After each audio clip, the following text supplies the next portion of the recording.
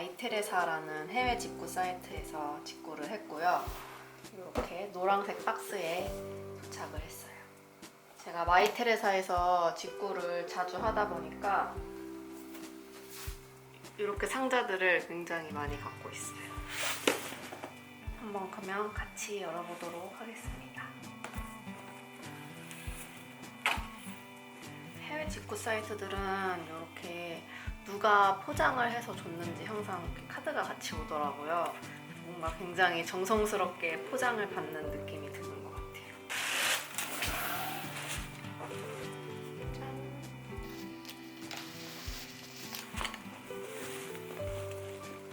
바로 로에베의 쿠션 백입니다.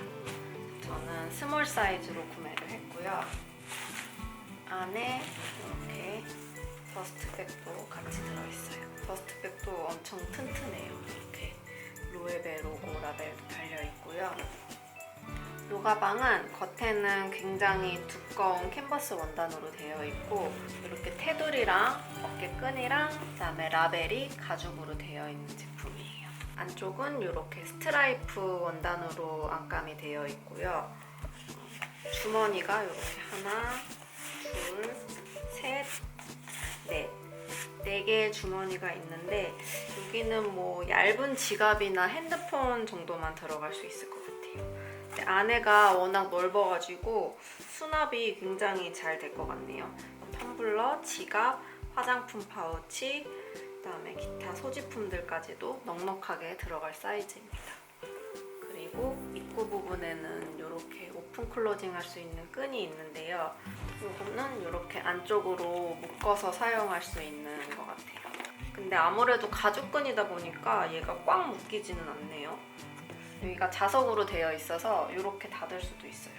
근데 아무래도 두께가 있기 때문에 안에 뭔가 부피 있는 걸 넣으면 이 자석이 잘 닫힐 것 같지는 않아요. 이렇게 열려버려요. 사실 그냥 열어서 쓰는 게 제일 편할 것 같고 저는 뭔가 토트백 형식의 가방을 굉장히 즐겨들기 때문에 이렇게 수납 공간도 넉넉하면서 베이직한 디자인의 로에베 쿠션백을 구매를 했습니다. 제가 얘를 구매하기 전에 사실 로에베 라탄 가방을 굉장히 갖고 싶었는데 라탄 백을 올해 2개나 구매를 해서 사계절 내내 잘 들 수 있을 것 같은 이 로에베 가방으로 구매를 했습니다. 가방 자체도 캔버스로 되어 있기 때문에 굉장히 가볍습니다. 밑에는 이렇게 원형으로 로에베라고 써있네요.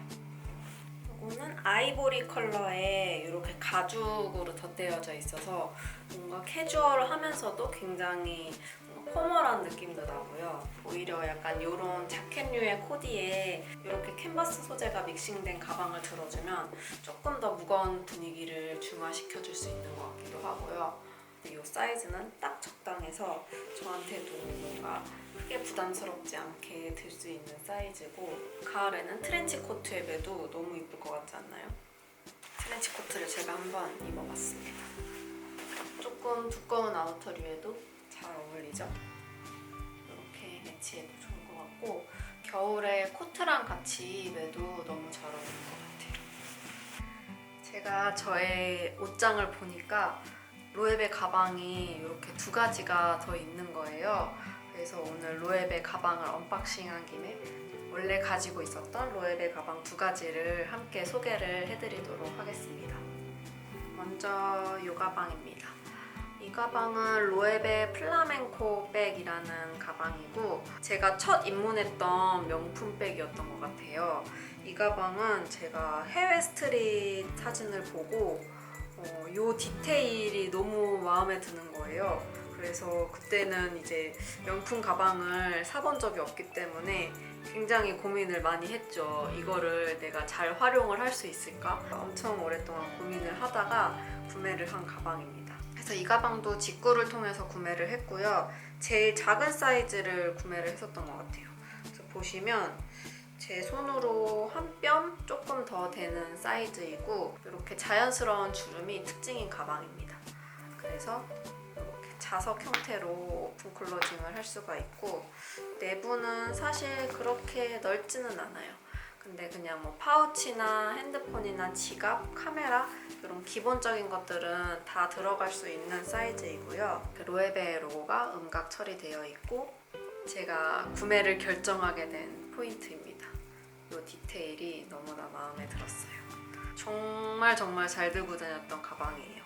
제가 파리랑 스톡홀름 갔을 때도 이 가방을 가지고 가서 여행 내내 정말 잘 들고 다녔고요. 가을, 겨울 아우터에 굉장히 잘 어울렸던 가방인 것 같아요. 그래서 이 가방은 아직까지도 종종 꺼내서 들고 다니는 가방이에요.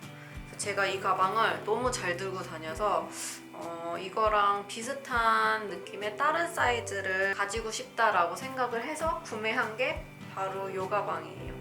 이 가방도 보시면 옆에 이렇게 매듭 디테일이 되어 있어요. 그래서 이 가방은 린넨 소재의 가죽 끈이 포인트로 되어 있는 가방이고, 근데 이 제품을 실물을 받아보고 나서 반품을 할까 말까도 또 엄청 고민을 했었어요. 사이즈가 너무 컸고요.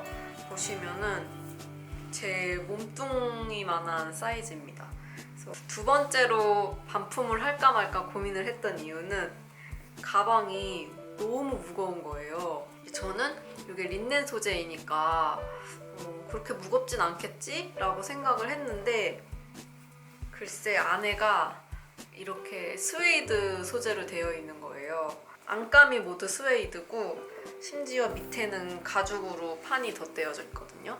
이렇게 보시면 안에 수납 공간이 많음에도 불구하고 많은 소지품들을 넣으면 어깨가 굉장히 아프다는 점. 원단을 보시면 되게 여러 가지 자수들이 포인트로 나져 있어요.